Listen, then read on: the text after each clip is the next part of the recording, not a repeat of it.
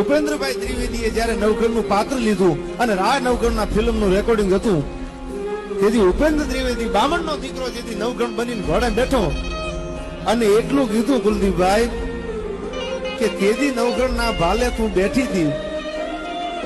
અમારું રેકોર્ડિંગ ચાલુ, કાળીદેવ લાવી ક્યાંથી ભાલા ઉપર બેહારવા. રા નવઘણના પાત્રમાં રા નવઘણના વેહમાં ઉપેન્દ્ર ત્રિવેદી ઘોડાની માથે બેહી ગયો હોય, પણ કાળીદેવ ક્યાંથી લાવી? ભાલાની માથે કાળી ચકલી લાવી ક્યાંથી? પણ એને મનોમન પ્રાર્થના કરી કે એમાં હું જે પાત્ર લઈને બેઠો છું એ નવઘણનું પાત્ર, અને તેથી નવઘણ જાહલની વારે જેથી સિંધમાં નીકળ્યો છે, તેથી વરુડી એ પીઠળ તું કાળીદેવ થઈને ભાલાની માથે બેઠી હતી, આજ હું નવઘણ બનીને સિંધમાં જાઉં છું, તું નહીં આવ્યું. સત્ય ઘટના છે. સુઈ ગામમાં ઉપેન્દ્રભાઈ ત્રિવેદીનું રેકોર્ડિંગ અને કાળીદેવ થઈ તમે રા નવઘણ